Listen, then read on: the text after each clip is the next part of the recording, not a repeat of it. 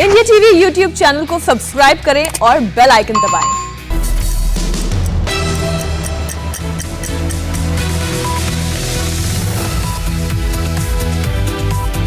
नमस्कार, मैं हुसैन रिजवी। नमस्कार, मैं हूं ज्योति मिश्रा। सुबह के 9 बजे हैं और हम आपके लिए लेकर आए हैं सुबह 9 बजे की 9 बड़ी खबर, जिसमें आज हम आपको दिखाएंगे कोरोना के बीच देश भर में होली के रंग, दिखाएंगे कहां कोरोना प्रोटोकॉल के तहत होली खेली गई, कहां उड़ी गाइडलाइंस की धज्जियां, और साथ ही दिखाएंगे आज बंगाल में होली के मौके पर कैसे दिखने वाला है ममता और शुभेंदु के बीच सियासी जंग का रंग।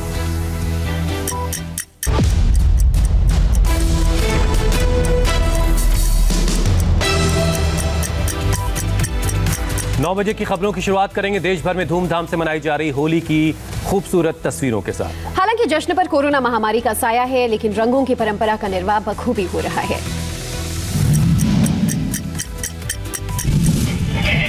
होली के साथ रंगों की परंपरा महामारी के बीच कुछ ऐसे निभाई जा रही है। हरिद्वार में साधु संतों की होली से लेकर योग गुरु बाबा रामदेव की होली और सरहद पर तैनात जवानों की होली कुछ इस तरह मनाई जा रही है। जम्मू कश्मीर के कुपवाड़ा सेक्टर में सेना के जवानों ने दियों की रोशनी के साथ जश्न मनाया। एक एक दियों से भारत का मैप बनाकर जवानों ने होली पर भाईचारे का शुभ संदेश दिया। वहीं बॉर्डर से दूर हरिद्वार में योग गुरु स्वामी रामदेव की होली देखिए। स्वामी रामदेव ने फूलों के साथ होली खेली।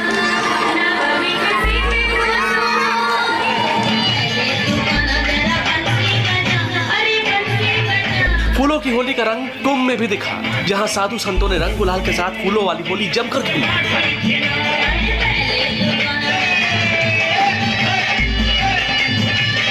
रंगों के उत्सव पर प्रधानमंत्री नरेंद्र मोदी का संदेश गौर करने लायक है।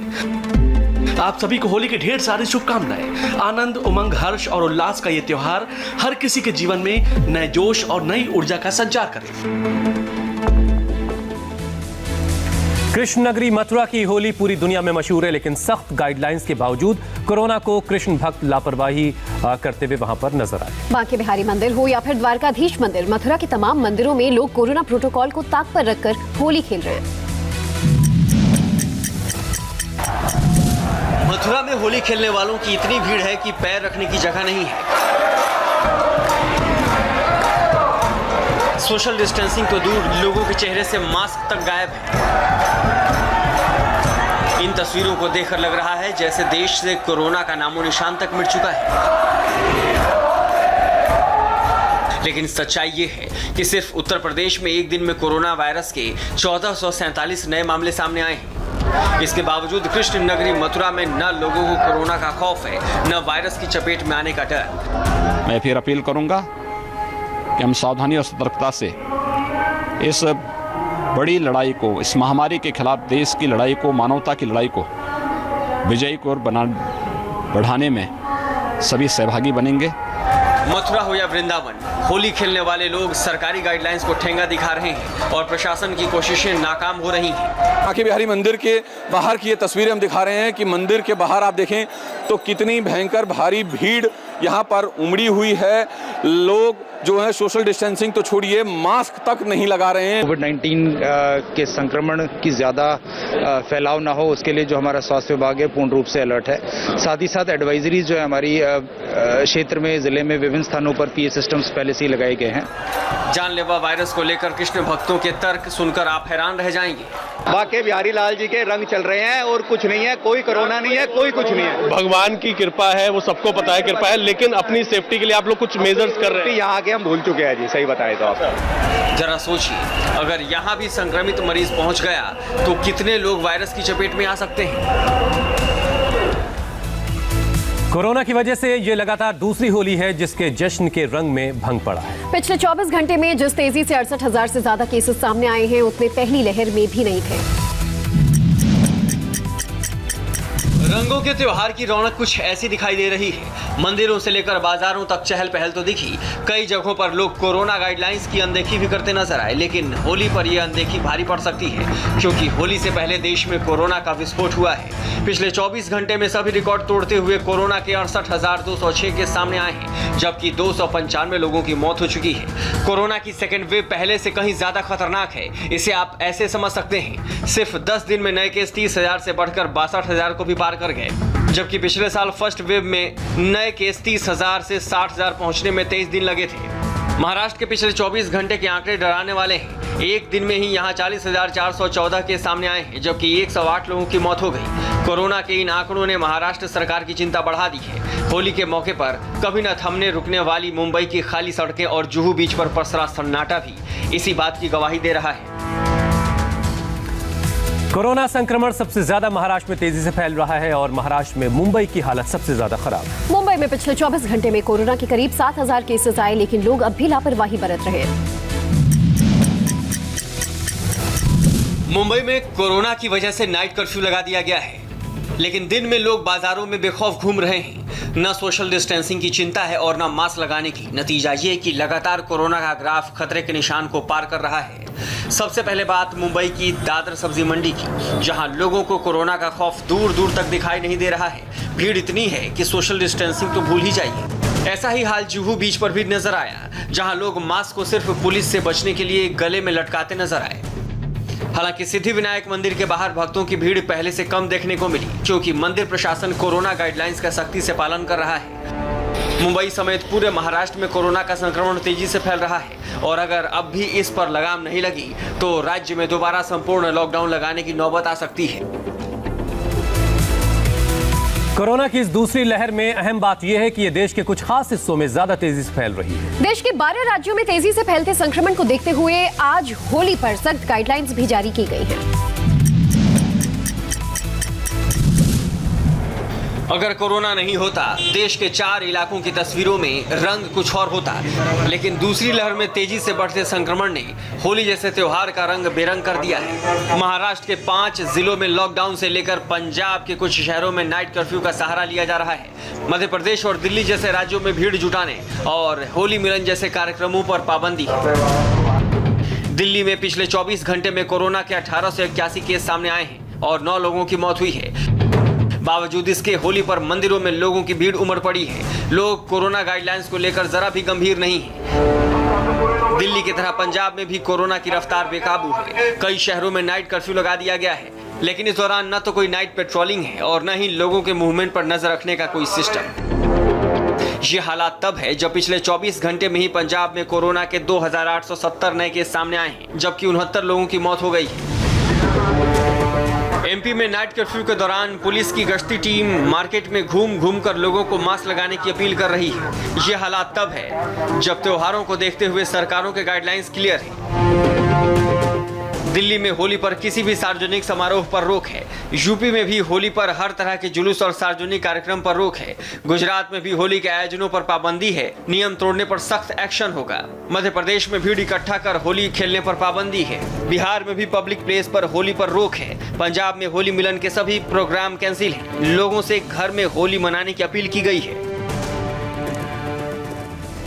होली के बाद सुबह की 9 बजे की खबरों में अब बात करेंगे सियासत की। पश्चिम बंगाल में दूसरे राउंड की वोटिंग से पहले माहौल और भी गर्माता हुआ नजर आ रहा है। बंगाल में 2 राज्यों पर बड़ी संख्या में देसी बम मिले हैं, जिसके बाद सुरक्षा एजेंसियां चौकन्नी हो गई हैं।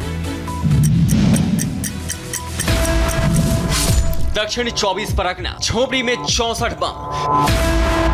पश्चिम बर्धमान में 6 बम बरामद हुए।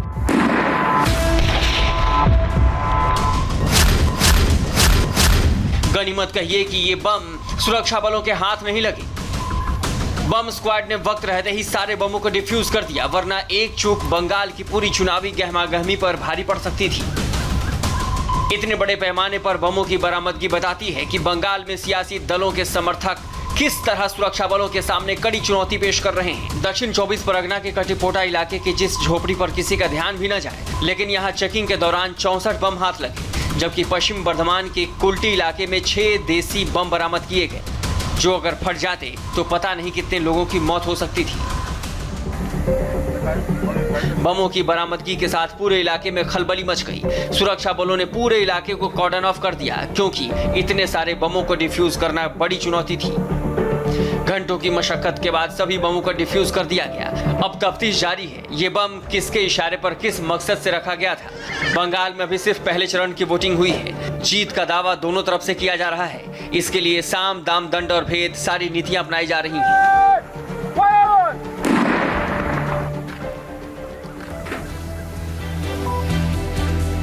पश्चिम बंगाल में पहले चरण की वोटिंग पर अमित शाह की भविष्यवाणी से ममता बनर्जी भड़क गई। ममता बनर्जी ने आरोप लगाया कि बीजेपी के लोग कैसे इस तरह की भविष्यवाणी कर रहे हैं। क्या उन्होंने ईवीएम में गड़बड़ी की है?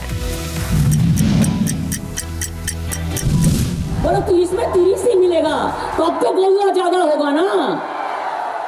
रसगोल्ला खाবে, রস ছাড়া রসগোল্লা। 30-এর মধ্যে নাকি 26 পাবে। আমি বললাম আর 4টে বাকি রাখলে কেন? सीपीएम और कांग्रेस के जन्नो।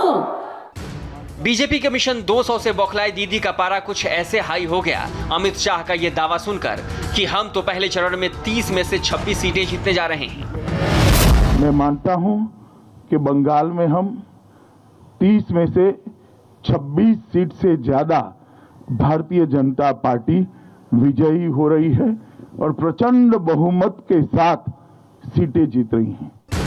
अमित शाह के दावे पर ममता यही नहीं रुकी बल्कि बीजेपी की बढ़त को खारिज करते हुए टीएमसी की जीत का दावा कर दिया। আমি তো বলছি আমি একটাও বলবো না, কারণ আমি জানি মানুষ আমাদের দিয়েছে, আমরাই পাবো এবং সেটা আমি নাম্বার মানুষকে বলতে দেব। মানুষ বলেন। अमित शाह ने पहले चरण की 30 सीटों पर बढ़त का दावा एक प्रेस कॉन्फ्रेंस में किया था। शाह ने कहा था कि पहले चरण के चुनाव में बंगाल की जनता ने बीजेपी को जबरदस्त वोट किया, जिसमें बीजेपी का वोट प्रतिशत चौंकाने वाला होगा। हमारी सीटें भी बड़ी मात्रा में बढ़ रही है और सीटों पर जीत का अंतर भी, मार्जिन भी बहुत बड़ी मात्रा में बढ़ रहा है। आपको बता दें कि पश्चिम बंगाल में पहले चरण में 5 जिलों की 30 सीटों पर करीब 80% मतदान हुआ है, लेकिन पहले चरण में किसे बढ़त मिलेगी, इसे लेकर कई तरह के कयास लगाए जा रहे हैं। और पहले चरण की बम्पर वोटिंग के बाद नंदीग्राम में चुनावी मुकाबला और दिलचस्प हो गया है। शुभेंदु के मुकाबले मैदान में आई ममता बनर्जी आज सड़क पर उतरकर अपनी ताकत दिखाएंगी। वो 2 दिनों में 6 रैलियां और 2 रोड शो करने वाली हैं। पश्चिम बंगाल के दूसरे चरण में नंदीग्राम की हाई प्रोफाइल सीट पर 1 अप्रैल को चुनाव है, लेकिन उससे पहले नंदीग्राम में ममता दीदी और शुभेंदु अधिकारी के बीच जबरदस्त प्रचार वॉर की तैयारी शुरू हो गई है। ममता बनर्जी ने तो मतदान होने तक नंदीग्राम को अपना ठिकाना बना लिया है। 5 दिन के नंदीग्राम दौरे के दूसरे दिन यानी आज ममता बनर्जी 8 किलोमीटर लंबा रोड शो निकालेंगी। ममता का रोड शो सुबह 11 बजे खुदीराम मोड़ से शुरू होकर ठाकुर चौक तक जाएगा। इसके बाद ममता दोपहर करीब 1:30 बजे ठाकुर चौक पर रैली को संबोधित करेंगी। दोपहर 2 बजे बॉयल में ममता दीदी की रैली होगी, तो वहीं दोपहर करीब 3:30 बजे अहमदाबाद हाई स्कूल मैदान में ममता एक रैली को संबोधित करेंगी।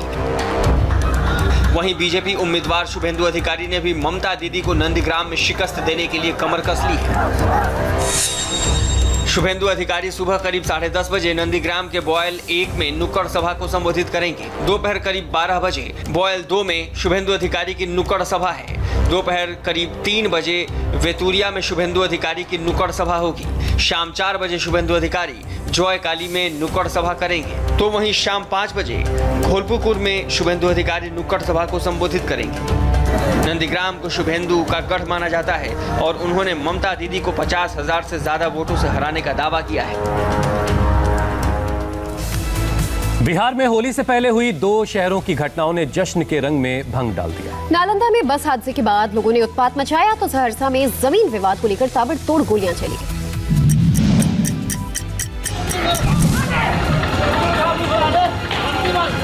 ये पूरा बवाल सहरसा का है।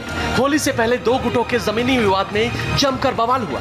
पहले पत्थरबाजी हुई, फिर सरेआम पिस्टल निकालकर गोलियां चलाई गई। इस घटना को मौके पर मौजूद एक शख्स ने अपने कैमरे में कैद कर लिया। इसमें दिख रहा है कि अपराधी बेखौफ फायरिंग कर रहे हैं। इस घटना की सूचना पुलिस को दी गई, लेकिन 3 घंटे तक पुलिस मौके पर नहीं पहुंची। इस बात से स्थानीय लोग नाराज होकर प्रदर्शन करने लगे। उन्होंने टायर जलाकर आगजनी शुरू कर दी। इसी तरह का उत्पात नालंदा में भी मचाया गया। नालंदा के ताड़पर इलाके में एक बेकाबू ट्रक सड़क किनारे बनी दुकानों में जा घुसा। इस हादसे में 6 लोगों की मौके पर ही मौत हो गई, जबकि 6 लोग घायल हो गए। हादसे के बाद गुस्साई भीड़ ने ट्रक को आग के हवाले कर दिया। लोगों ने पुलिस पर भी पथराव किया, जिसमें 5 पुलिसकर्मी भी जख्मी हो गए। घटना के बाद से लोगों ने सड़क को जाम कर दिया। सड़क के दोनों ओर गाड़ियों की लंबी कतार लगी रही। एक बड़ी खबर जम्मू कश्मीर से आ रही है, आपको पूरी डिटेल देंगे ब्रेक के बाद।